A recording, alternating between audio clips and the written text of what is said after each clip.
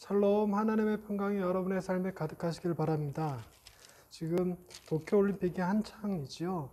말도 많고 탈도 많았던 도쿄올림픽이긴 하지만 우리 선수들 건강관리 잘해서 좋은 성적 낼 수 있기를 바랍니다. 오늘 우리가 읽은 본문은 너무나도 많은 사람들에게 알려진 오병이어 본문입니다. 주일학교에서도 많은 아이들은 이걸 굉장히 재밌게 들었을 것 같아요. 그리고 또 참 많이 들었을 것 같기도 합니다.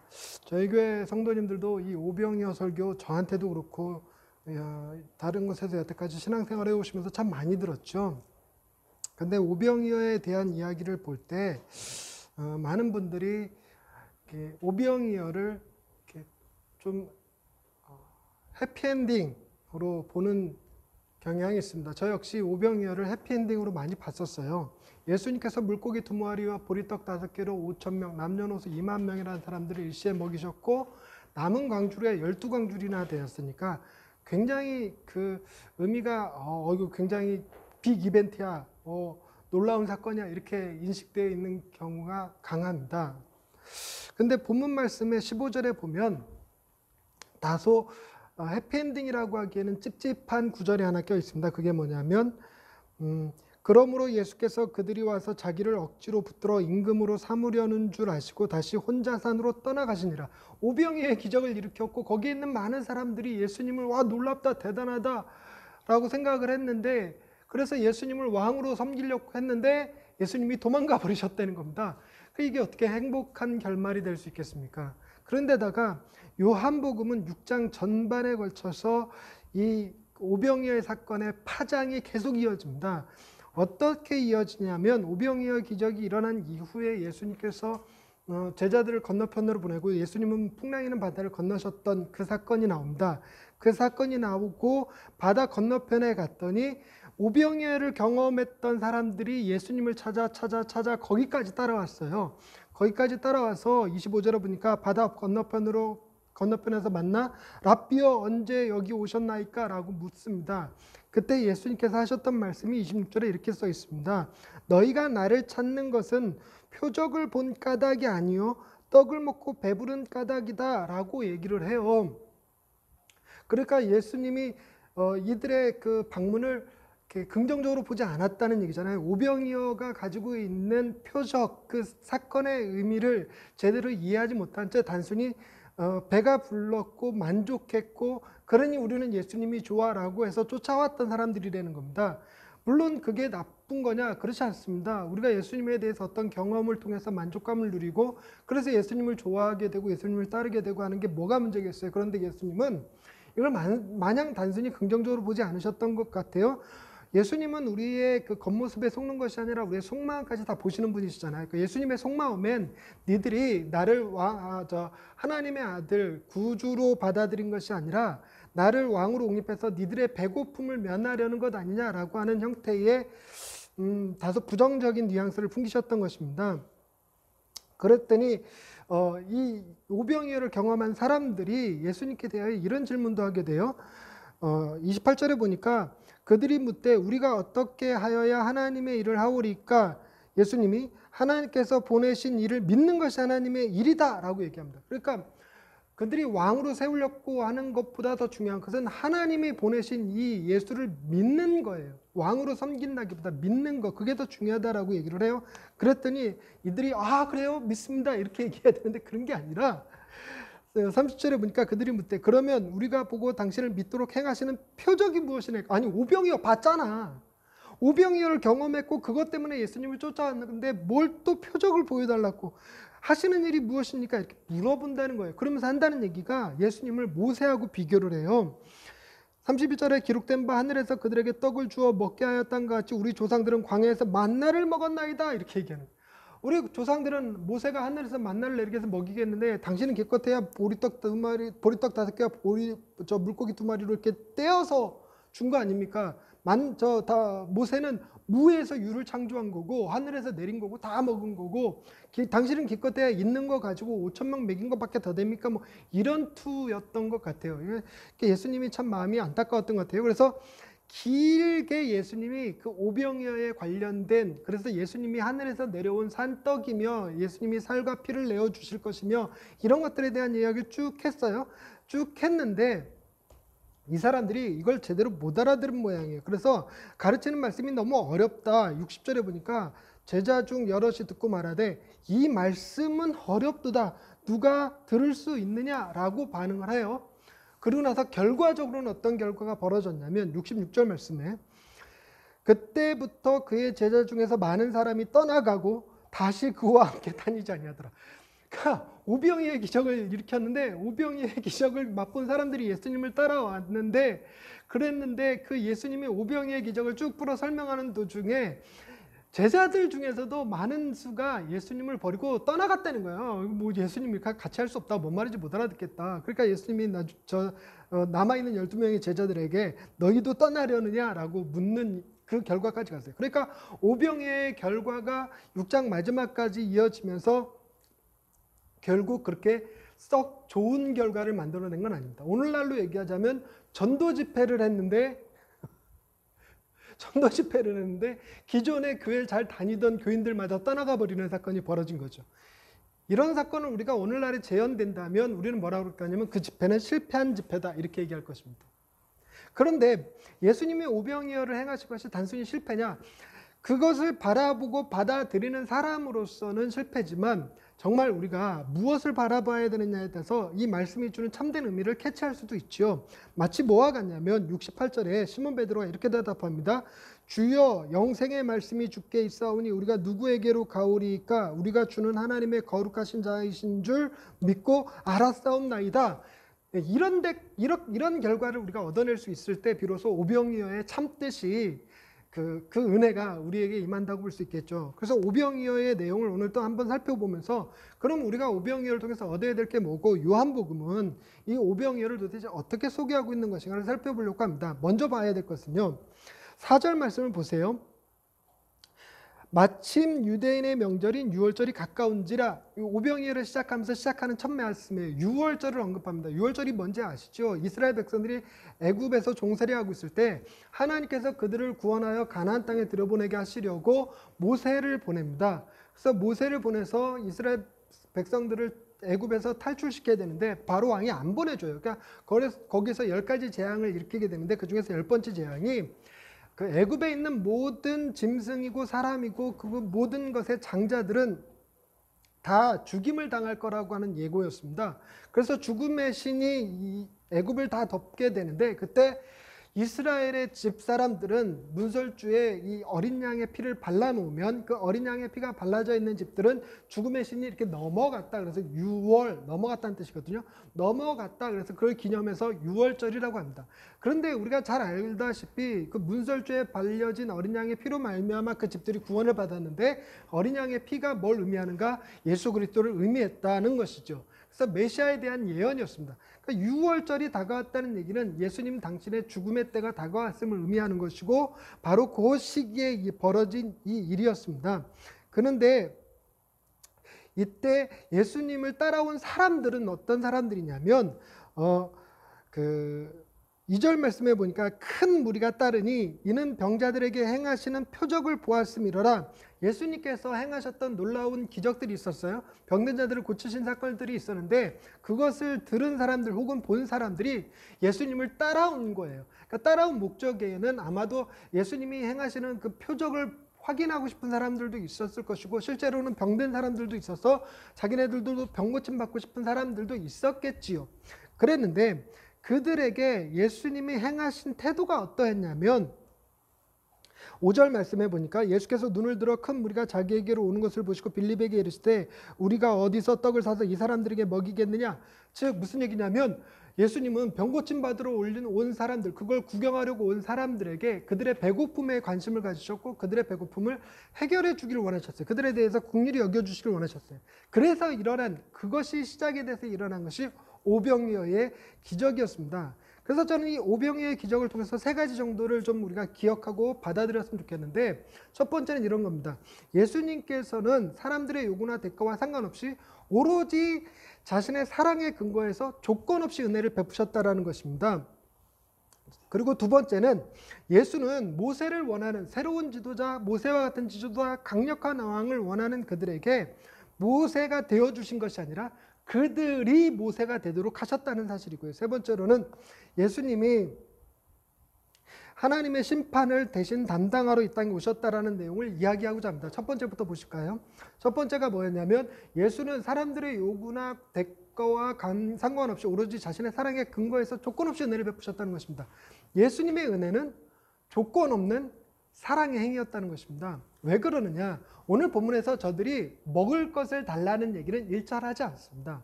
즉 그들의 요구사항 가운데는 자신이 배고프니까 떡을 주세요라고 하는 기도가 나온다거나 요구가 나온다거나 그런 거 아닙니다. 우리가 기도해서 응답받는 것을 좋아하잖아요. 그래서 예수님은 이런 기도가 요구가 없는 상태에서 오로지 당신의 사랑에 근거해서 특정한 일을 행하신 거예요. 그런데 예수님께서 이걸 행하시면서 어떤 요구를 하지 않으셨어요. 즉 무슨 얘기냐면 이 일을 행하기 위해서는 니들의 희생이 필요하다든가 믿음이 필요하다든가 아니면 어떤 특정한 행동들을 요구한다든가 그러지 않았습니다. 뿐만 아니라 이 오병이의 기적을 경험하고 배가 부른 다음에 니들이 이제부터는 어떻게 살아라 라고 하는 이야기조차도 안 하셨다라는 것입니다. 오히려 결과적으로 그들이 예수님을 왕으로 삼으려는 걸 아시고 도망치는 결과가 나왔죠. 그리고 아까서도 말씀드렸지만 이 일의 결과로 제자들 가운데서도 상당수가 예수님을 떠나버리는 결과까지 나타났습니다. 그러니까 예수님은 어떤 요구나 대가 없이 그저 예수님 당신의 사랑에 근거해서 그 일을 행하셨다는 것입니다. 그 근거를 조금 더 살펴보려고 해요. 이 본문의 이야기가 이렇게 시작돼요. 빌립에게 말씀하시죠. 몇 절입니까? 5절 말씀. 빌립에게 이르시되 우리가 어디서 떡을 사서 이 사람들을 먹이겠느냐 이렇게 물어봐요. 그러니까 왜 빌립에게 물어봤느냐? 예수님의 12명의 제자들 가운데 왜 하필이면 빌립이었을까? 빌립이요, 지금 이 사건이 벌어지고 있는 지역 바로 옆 동네가 베세다라고 하는 동네인데 빌립이 그 베세다 출신이에요. 그러니까 빌립이 그 베세다의 상황을 알잖아요. 이게 하다못해 뭐를 알 수 있냐면 이들에게 먹일 음식을 어디에서 살 수 있는지 정도는 빌립이 알 수 있지 않겠어요? 그래서 빌립에게 물었는데 예수님이 빌립이 아니까 빌립의 대답을 듣고 싶어서 혹은 빌립에게 자문을 구하고 싶어서 물은 게 아니라 당신은 어떻게 하실 것인지를 이미 정해놓은 상태에서 빌립을 시험하고 계신 거예요. 그게 6절에 나오는 말씀입니다. 이렇게 말씀하시면 친히 어떻게 하실지를 아시고 빌립을 시험하고자 하심이라. 그랬는데 빌립의 대답이 뭐였냐면 각 사람으로 조금씩 받게 할지라도 200데나리온의 떡이 부족합니다. 200데나리온, 1데나리온이 노동자의 하루 품삯이라고 하거든요. 그러니까 오늘날로 계산하면 하루 품삯을 10만 원으로 가정했을 때 2천만 원이 필요하다는 얘기예요. 주님, 어디서 파는지보다 더 중요한 거는요, 2천만 원이 있어야 돼요. 2천만 원. 2천만 원이 어디 있습니까? 이런 얘기죠. 그랬더니 또 다른 제자 시몬 베드로의 형제 안드레가 예수님께 이렇게 얘기합니다.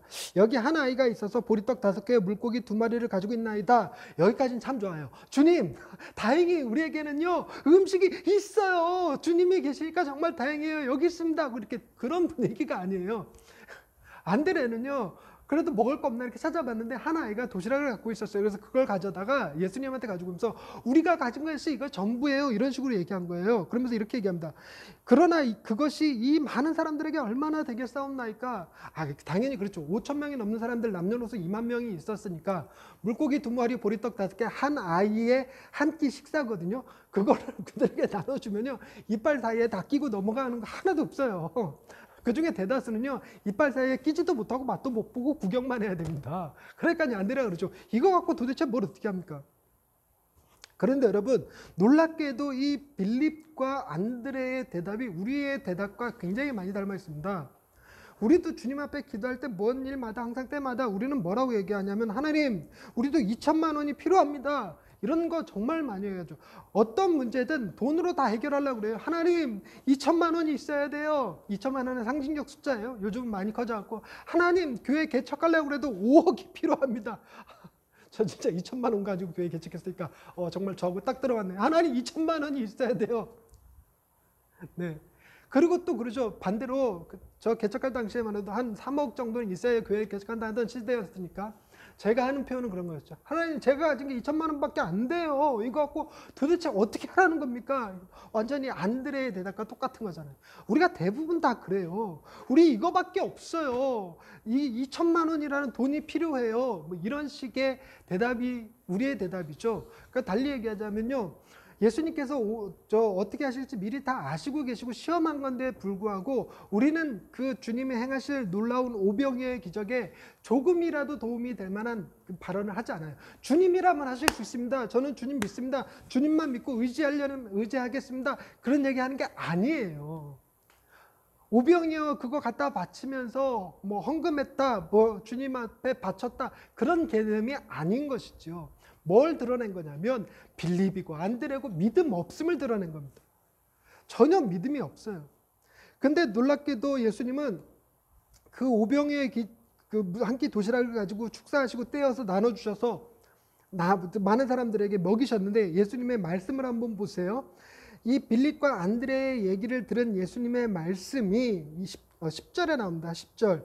예수께서 이르시되 이 사람들로 앉게 하라. 여러분, 앉게 하라는 게 뭐냐면 먹을 준비하게 하라는 거예요. 이 당시 사람들은요, 이렇게 식사할 때 식사 자세가 이렇게 비스듬히, 이렇게 약간 풀밭에 비스듬히 누워서 이렇게 먹는 게 식사 습관이거든요. 우리나라 같았으면 등짝 스매싱 당할 일이에요. 그러다 채 그게 밥이 입으로 들어갈지 코로 들어간지도 모르겠다. 이렇게 똑바로 앉아서 안 먹어, 뭐 이런 소리 들을 법한데, 이스라엘 문화는 아닙니다. 이스라엘 문화는 이렇게 비스듬히 앉아서. 그래서 예수님의 그 최후의 만찬 같은 그림이요, 그 레오나르도 다빈치가 그렸던 그 식탁에 둘러앉은 그거는 이제 학자들의 얘기가 그때 당시에는 의자가 없었던 시절이기 때문에 이게 고증되지 않은 그림이다, 이렇게 얘기하거든요. 실제로 예수님의 또 다른 최후의 만찬 그림들을 보면 되게 예수님이 이렇게 비스듬히 누워있고 제자들도 다 비스듬히 누운 상태에서 그렇게 최후의 만찬을 진행합니다.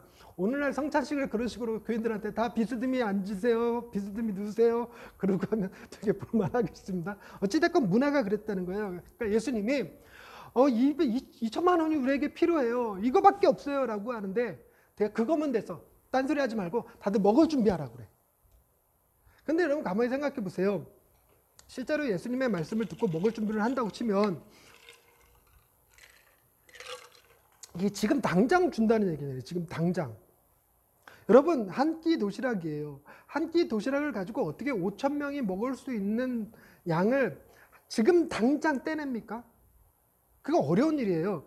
그러니까 1초에 한 끼씩, 그러니까 오병이어를 똘똘똘똘똘 뭉쳐갖고 주먹밥 만들어서 이따만 주먹밥을 이렇게 한 손에 딱 떼면 1인분 되고, 한 손에 떼면 1인분 되고, 이런 식으로 5천 개 만들려고 그러면 해지고 맙니다. 다음날 되죠. 그러면 이렇게 비스듬히 앉는다. 언제 주는겨? 이 꼴납니다. 그러니까 이게 보통 문제가 아닌 거죠. 그런데도 불구하고 예수님은 굉장히 순식간에 그 일을 행하셨던 것 같아요. 그런데 행하시는 방식이 조금 특이합니다.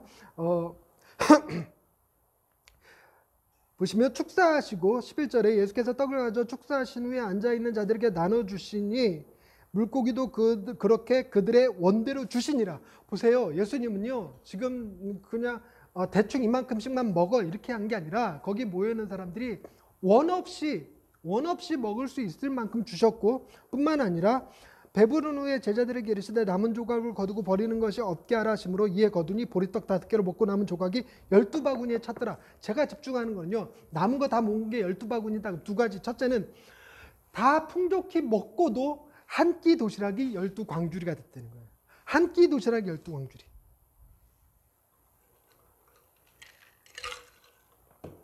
예수님에겐 놀라운 풍요가 있는 거죠.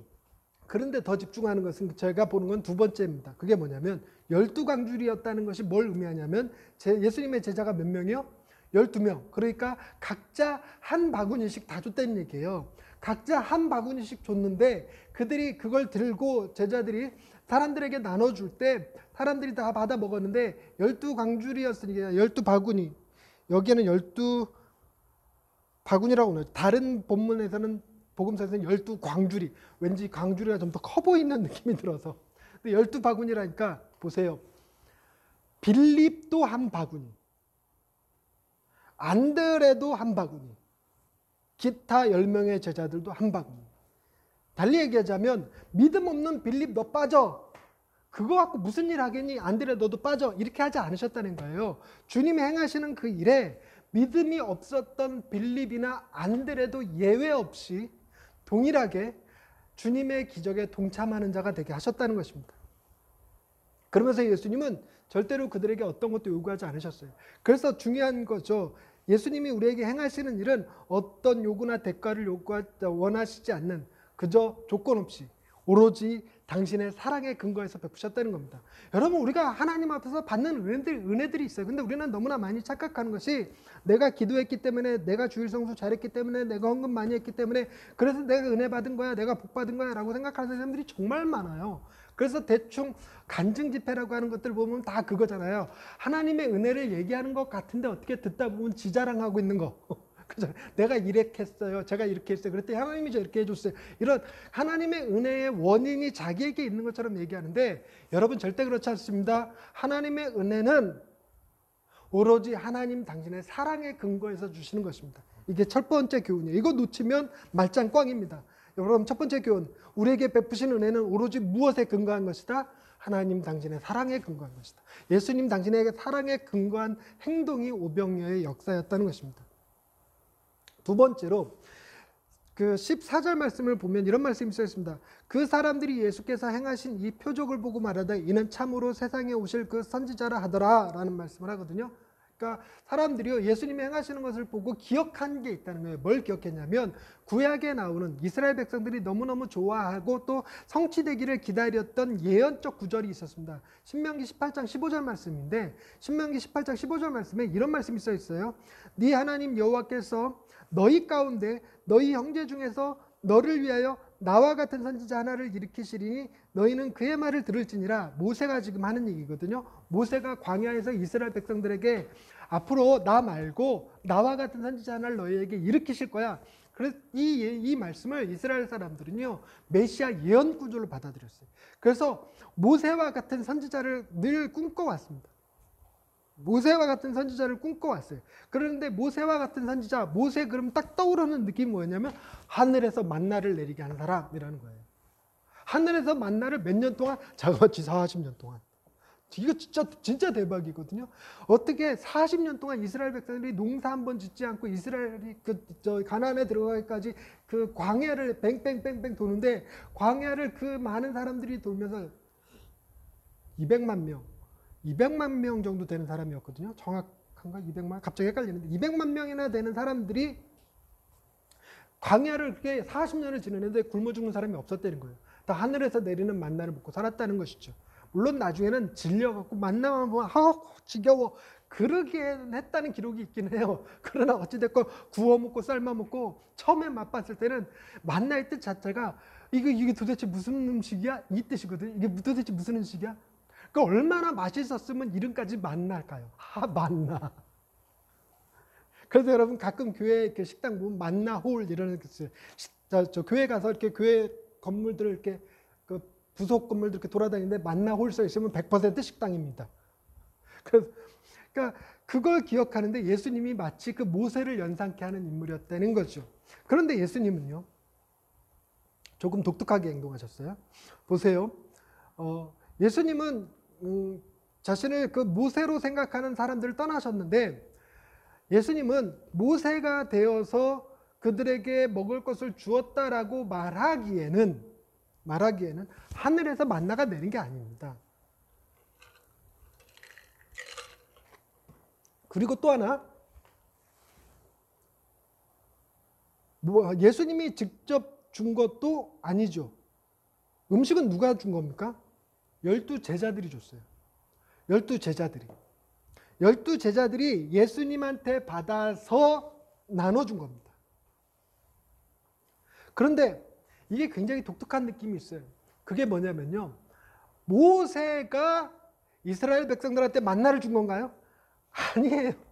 아니에요. 그렇게 생각하면 진짜 오산입니다. 모세가 무슨 신입니까?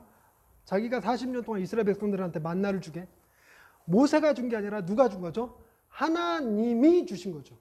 하나님이 누구를 통해서 주셨다? 모세를 통해서 주셨다. 이렇게 해야 됩니다. 하나님이 모세를 통해서 주셨다. 보세요. 예수님이 제자들을 통해서 저들에게 먹게 했다. 하나님이 모세를 통하여 이스라엘 백성들에게 만나를 주었다. 도식이 보이십니까? 여기서 예수님은 모세입니까? 하나님입니까? 하나님이에요. 모세의 자리는 누가 있냐면 제자들이에요. 제자들. 근데 그 제자들은 뭡니까? 2천만 원이 필요해요. 아, 이거 한 끼 도시락 갖고 있는데 이거 갖고 누구 코에 묻혀요? 그랬던 제자들이에요. 근데 모세는 뭐 다른 줄 아세요? 근데 모세도 똑같았어요. 말씀을 한번 찾아보시겠습니까? 출애굽기 4장에 보시면요. 출애굽기 4장 3장에서부터 4장에 이르기까지 어떤 사건들이 나오냐면 하나님이 이스라엘 백성들을 이렇게 애굽에서 건져내어 가나안 땅에 들어가게 하기 위해서 모세를 찾아오시는 장면이 나오는데 모세가 자기가 40세에 그 이스라엘 백성들을 괴롭히는 그 이집트 노역관 하나를 주먹으로 패서 죽인 일이 있었어요. 그래갖고 도망을 가서 광야에서 살아요. 광야에서 몇 년을 살고 있었냐면 40년짜리 살고 있었습니다. 자, 보세요. 모세 40세 때 때려 죽이고 광야에서 40년 살았어요. 모세가 지금 몇 살이요? 80세예요. 그때 당시 사람들의 평균 수명이 70세가 채 안 되던 때예요. 사람들의 평균 수명이 70세가 채 안 되던 때에 모세 나이 80이에요. 80. 80세 때 하나님이 찾아오신 거예요. 어떻게 찾아왔냐면 모세가 광야에서 양을 치고 있는데 자기 양도 아니에요. 장인의 양이었어요. 양을 치고 있는데 떨기나무에 불이 붙었어요. 여러분 오늘 얼마나 더웠습니까? 정말 가만히 있어도 머리에서 김날 것 같잖아요. 이렇게 지기지기지기지기. 굉장히 더웠는데 그래도 우리나라는 아무리 더워도 나무가 불타는 일은 없거든요. 근데요 이스라엘은요 뜨거우면요 광야에서 실제로 떨기나무가 자연 발화하기도 합니다. 오늘날에도 동일하게 그런 일은 많이 있어요. 자연 발화예요. 그런데 특이한 거는 불 붙었다는 게 특이한 게 아니라 불이 붙었는데 떨기나무가 타지 않더라. 다시 한번 불이 붙었는데 나무가 타지 않더라. 그러니까 정확하게 얘기하자면 떨기나무에 불이 붙은 게 아니라 떨기나무에 불이 임한 거예요. 이건 굉장히 신기한 장면이었습니다. 떨기나무에 불이 임한 것이 모세가 너무 신기해서 그 앞에 갔더니 하나님의 음성이 들려요. 여기는 거룩한 곳이니 네 발에서 신을 벗어라. 그러고 나서 하나님이 모세에게 이스라엘을 건져낼 사명을 모세에게 주었어요. 그러면서 구체적인 얘기를 쭉 해주십니다. 어떻게 해서 이스라엘 백성들을 건져내라. 그러면서 나온 게 나는 야훼다. 나는 스스로 존재하는 자다라는 얘기도 거기서 나오거든요. 그런데 모세가 나는 못 가요. 나이도 많아서 못 가요. 나는 안 돼요. 이걸 너무 많이 해요. 나는 안 돼요. 그러니까 하나님이 모세에게 용기를 주기 위해 갖고 몇 가지 표적을 보여주십니다. 두 가지 표적과 하나의 표적을 예언적으로 주시는데 첫 번째 표적은 뭐냐면 네 손에 지팡이 든 거 있지. 그거 던져봐. 하고 지팡이를 딱 던졌더니 뱀이 돼버려. 지팡이가 뱀이 돼버려요. 그런데다가 다시 하나님이 모세에게 명령하기를 그 꼬리를 잡아라 그래요. 여러분 뱀 볼 때 절대 꼬리 잡으시면 안 됩니다. 이 성경에 뱀의 꼬리를 모세가 잡았다고 해서 아, 뱀 잡을 땐 꼬리 잡는구나 그랬다가요 꼬리를 딱 잡는 순간 뱀이요 머리를 휙 돌려갖고 그 손을 확 물어버립니다. 그래서 뱀을 잡을 때는요 반드시 어디 잡아야 되냐면 대가리를 잡아야 돼요. 아니 말 실수했다. 뱀을 보시면요 도망가세요. 도망가세요. 근데 땅굴들 있죠. 그 땅꾼들, 그 뱀 잡으시는 분들, 그분들은요 반드시 머리를 잡습니다. 머리. 뱀 꼬리 잡는 건 자살의 행위예요. 근데 하나님이 뭐라고 그러냐면 뱀 꼬리 잡으라고 그래요. 그래서 모세가 순종하는 걸로 뱀 꼬리를 딱 잡았는데 도로 지팡이가 됩니다. 놀라운 기적 아닙니까? 그 지팡이를 지금 모세가 손에 잡고 있는 거예요. 근데 이거 갖고도 불안하니까 하나님이 한 번 더 하죠. 네 손을 품 안에 넣어봐라. 그래갖고 손을 품 안에 딱 넣었다 꺼냈더니 세상에 손이 문둥병, 나병이 걸린 거예요. 나병. 나병. 다시 넣었다 꺼내라. 딱 넣었다 꺼냈더니 도로 깨끗해졌어요. 무슨 마술 같은 일인데 놀라운 거는 하나님이 자연도 다스리시고 질병도 다스리신다는 걸 그대로 보여주고 계시죠. 어떤 환경과 어려움이 있어도 내가 너 지켜줄 거야. 이런 보호자 되시는 그런 든든한 백이 되시는 하나님을 보여준 거잖아요. 그리고 그 두 가지 표적에 이어서 또 하나의 표적으로 뭘 예언해 주셨냐면 나일 강물이 너로 인해서 피가 되게 할 거야. 이 정도면 됐잖아. 그러니까 가라. 알았지? 오케이 가. 이 정도 되면요, 웬만한 사람 할렐루야 하나님의 뜻에 순종하여 내가 가겠나이다 지팡이 빡 들고 손 넣었다 뺐다 해보면서 가지 않겠습니까? 근데 4장 10절 출애굽기 4장 10절에 모세의 반응이 이렇게 나옵니다. 모세가 여호와께 아뢰되 오 주여 나는 본래 말을 잘하지 못하는 자니이다. 주께서 주의 종에게 명령하신 후에도 그러하니 나는 입이 뻣뻣하고 혀가 둔한 자니이다 라고 얘기합니다. 세상에 이렇게까지 했는데도 못 간대. 이렇게까지 했는데도.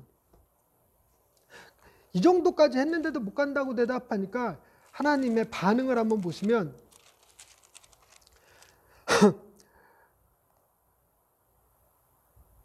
여호와께서 11절 말씀 여호와께서 그에게 이르시되 누가 사람의 입을 지었느냐 누가 말 못하는 자나 못 듣는 자나 눈 밝은 자나 맹인이 되게 하느냐 나 여호와가 아니냐 이제 가라 좀 가라 좀 내가 내 입과 함께 있어서 할 말을 가르쳐 줄게 좀 가 이 정도 되면 가야죠. 이 정도 되면 가야 돼요 진짜. 그러는데 그 다음 말씀 보세요. 13절 4장 13절 모세가 이르되 오 주여 보낼 만한 자를 보내소서.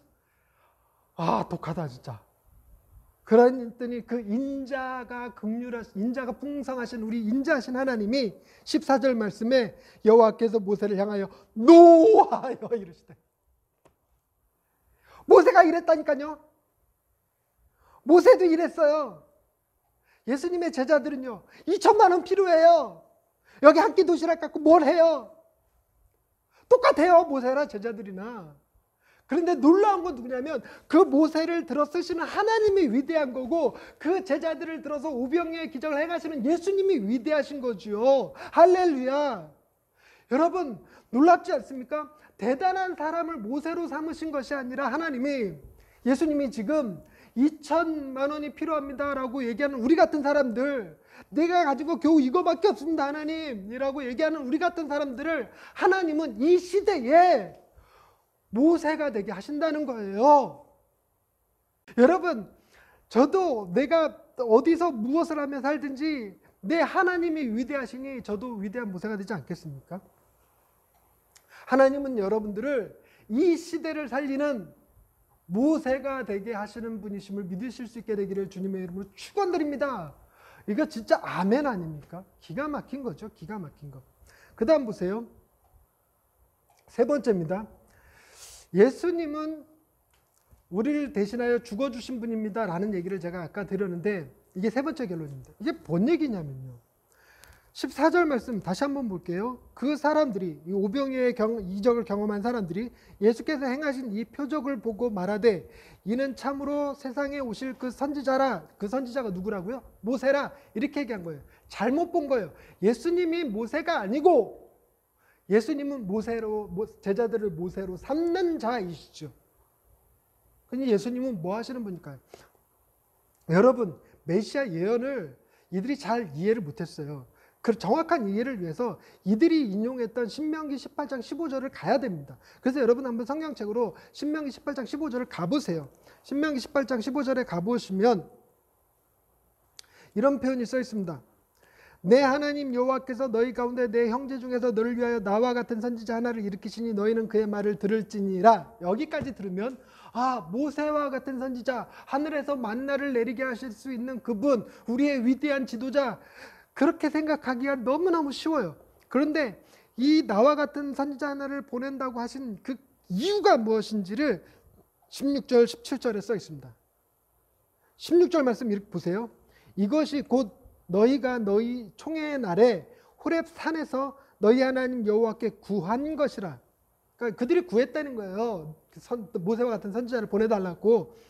그것에 대한 하나님의 응답이었다는 것입니다. 곧 너희가 말하기를 내가 다시는 내 하나님 여호와의 음성을 듣지 않게 하시고 다시는 이 큰 불을 보지 않게 하소서. 두렵건대 내가 죽을까 하나이다.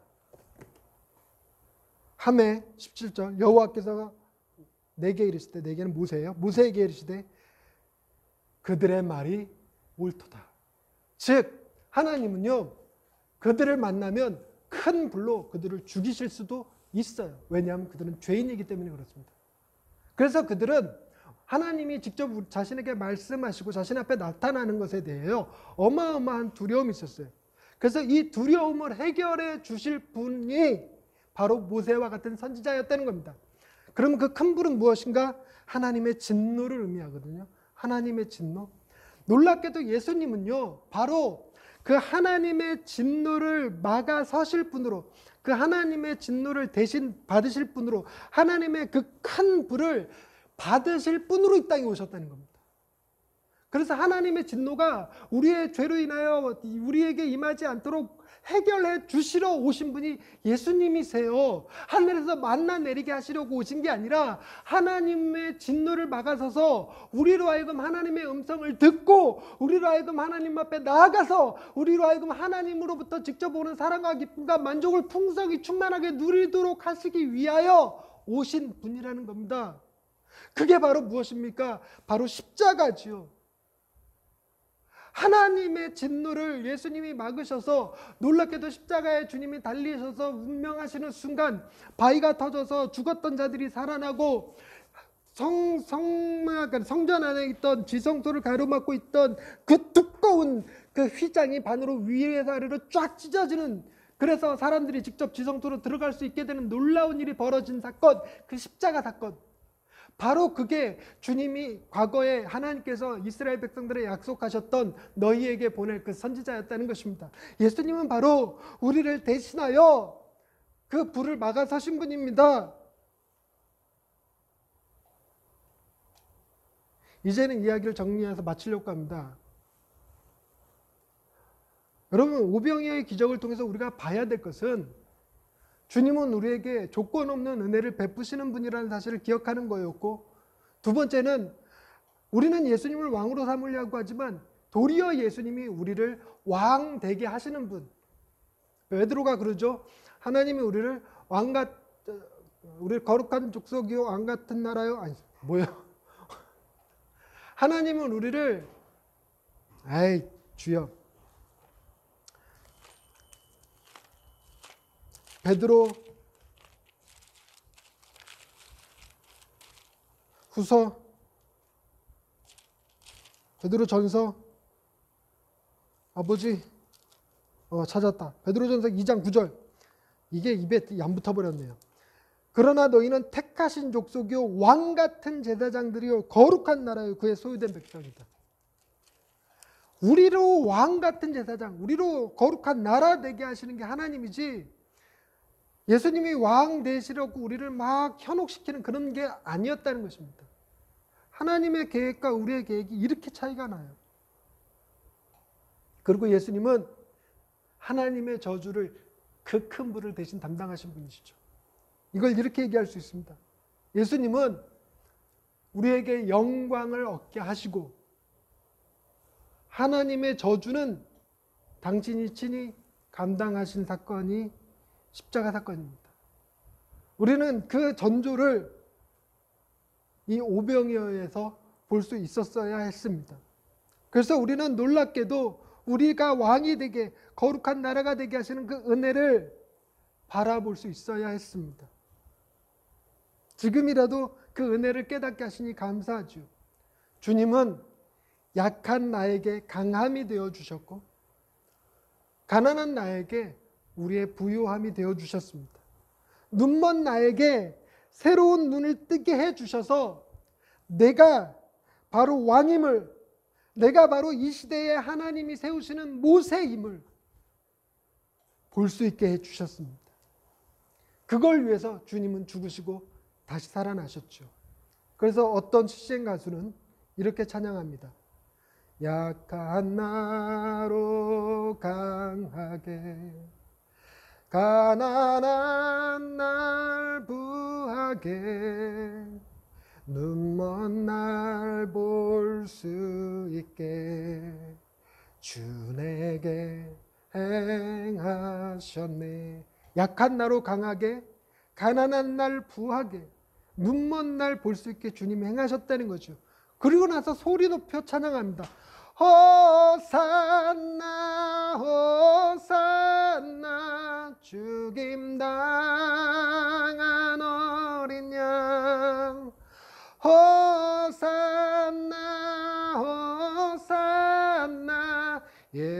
주 다시 사셨네. 할렐루야. 또 한 주 이 예수님 붙들고 담대하게 세상에 먹을 것을 나눠주는 사람들로 살아가실 수 있게 되기를 주님의 이름으로 축원합니다. 기도하십시다. 하나님 감사합니다.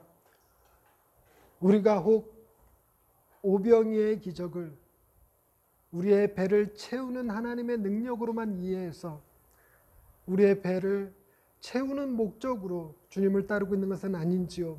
그러나 주님은 우리의 눈을 밝혀 떠서 내 배만 채우는 것이 아니라 다른 사람들의 배를 채우는, 다른 사람들을 섬기는 이 시대의 모세가 되게 하시려는 그 큰 뜻이 있음을 보게 해주셨습니다.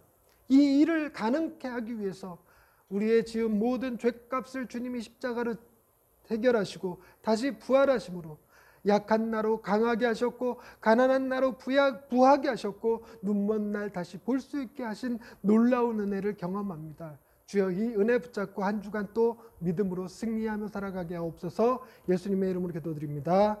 아멘.